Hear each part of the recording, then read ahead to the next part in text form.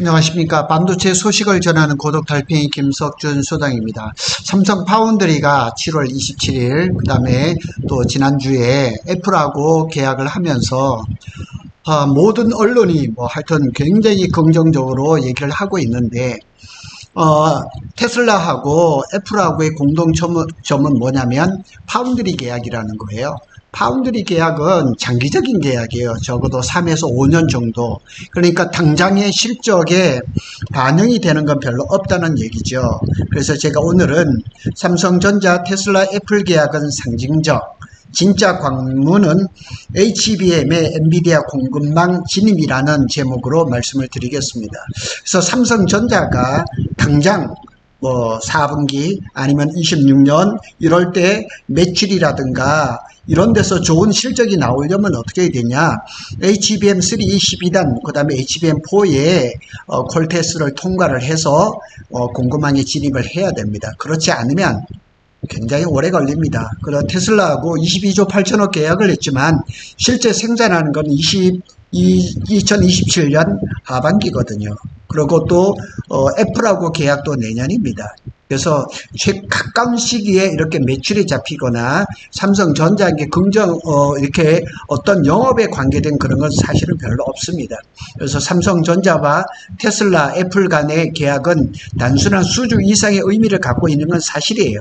그래서 삼성전자가 글로벌 빅테크 기업의 양대 축에 동시에 협력한다는 점, 이거는 두말할 나위도 없이 엄청나게 좋습니다.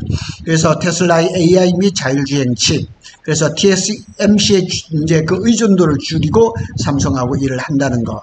애플하고 계약은 이게 또 애플만의 문제가 아니고 이 소니하고 또 문제거든요. 이미지 센서는 소니하고 그냥 경쟁을 하고 있기 때문에 그렇거든요. 그리고 이제 삼성전자는 두 고객, 아마 애플하고도 관계가 좋다 그러면 삼성이 테슬라의 2나노를 잘 한다 그러면 애플의 2나노 물량도 받을 수 있는 그런 것들도 계산해 볼 수가 있는 거죠. 하여튼 의미는 굉장히 깊습니다. 그래서 몇 가지를 제가 이렇게 쭉 해놨습니다. 그래서 그 중에 보면 테슬라와 애플은 모두 공급망 다변화를 추구하는 상황에서 삼성하고 손을 잡았다는 거죠. 그래서 삼성의 설계 지원, 패키징, 그 다음에 메모리 통합, 수직 계열화, 이런 것들이 매력이 있는 거예요. 지금 삼성의 패키징에서 또 이게 약간의 모자라는 것들이 있지만 약간의 시간이 있기 때문에 가능할 거로 보고 있습니다. 그래서 TSMC의 그 1급 체제, 완전히 그냥 배짱이잖아요. 가격도 그냥 껐떡하면 그냥 20%씩 막 30%씩 올리고 막 이러는데, 이번에 계약이 그 TSMC의 독주를 깰 수 있는, 그리고 삼성 반도체 부활의 신호탄, 이렇게 얘기할 수가 있죠. 그렇지만은 한계가 뚜렷하다는 거, 한계가 뚜렷한 사건이라는 거, 이걸 기억하시기 바랍니다. 제가 삼성에 고춧가루 뿌리려고 하는 것은 아니고, 파운드리는 지금 잘 되고 있으니까 지금 HBM이라는 거죠. 그래서 의미를 분석을 해보면 이미지 센서 계약의 상징성입니다. 그래서 글로벌 빅테크 수주를 연속으로 그냥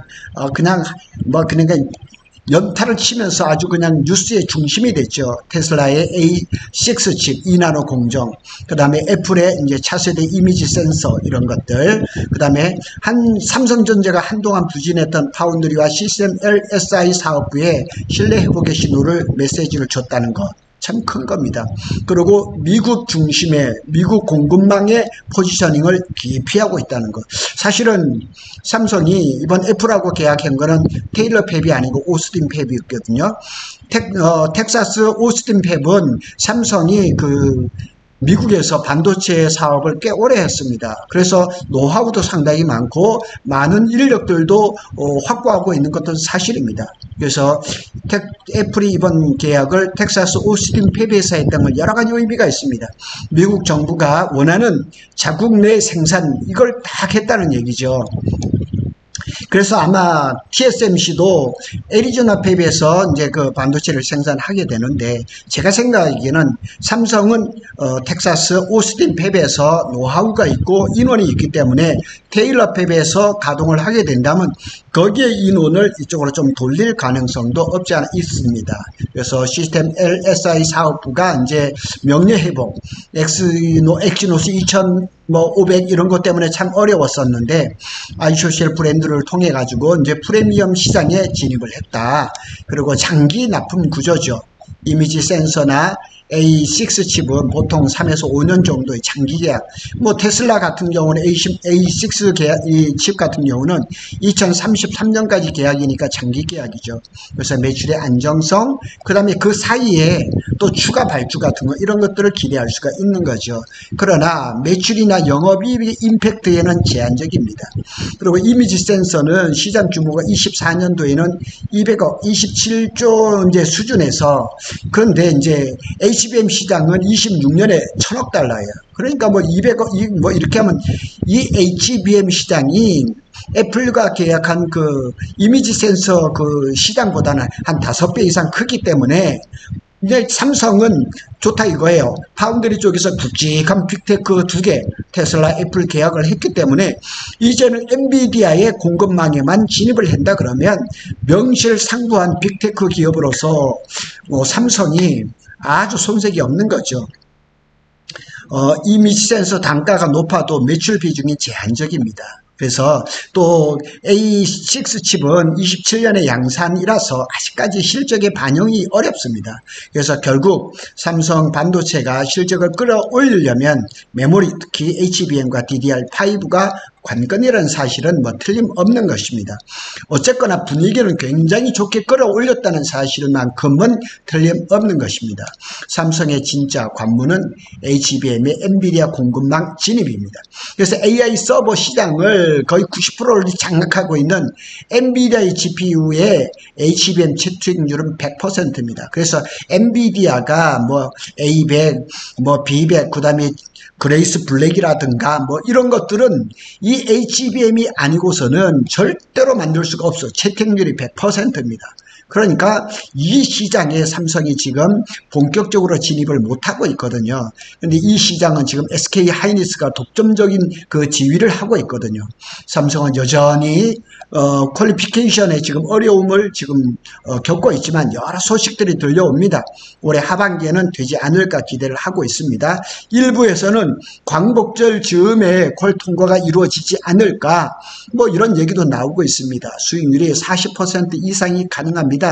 제가 여러 번 말씀을 드렸지만 SK 하이닉스는 1분기, 2분기에 41%의 수익률을 기록을 했습니다.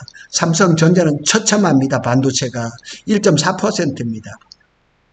그런데 엔비디아의 공급망에 한번 들어갔다 그러면 이거는 매출도 좋고 이익률도 좋고 그냥 장기적으로 계속 갈 수 있으니까, 그러니까 이게 증가하는데 SK 하이닉스와 마이크론의 예를 보면 알 수 있습니다.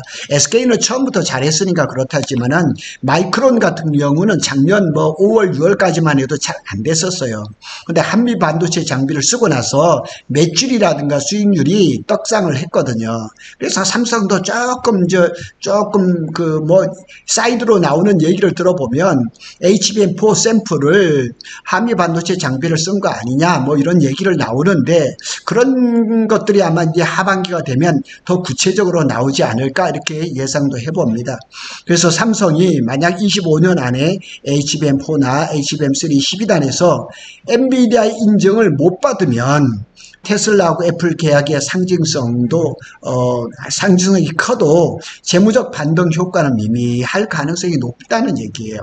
그래서 현실을 똑바로 아셔야 됩니다. 현실을 똑바로 직시를 해보셔야 됩니다.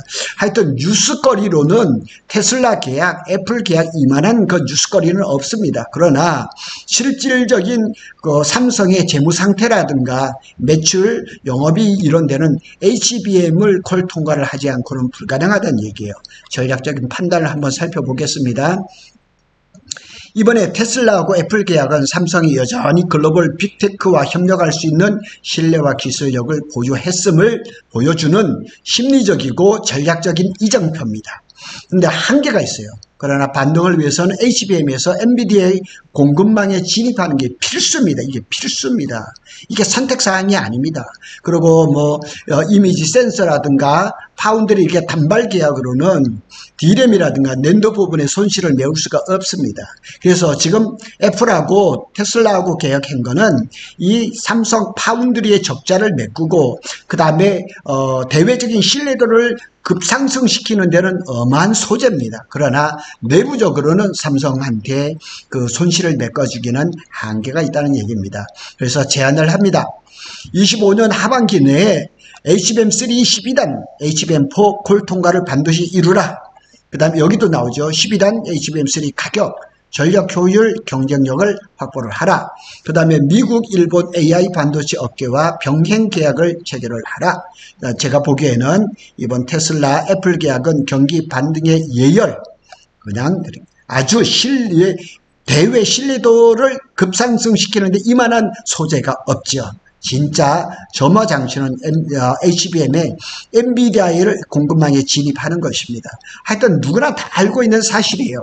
그러나 이렇게 언론이나 이런 데서는 테슬라하고 애플 얘기만 너무 얘기를 하거든요. 그러나 가장 중요하다는 것은 HBM이라는 사실은 그 어느 누구도 부인할 수 없는 사실이라는 거죠. 그래서 삼성에 투자하시려고 하시는 분들, 이런 분들은 이 흐름을 잘 보시기를 바랍니다. 저는 주식을 방송하는 그런 유튜버는 아닙니다.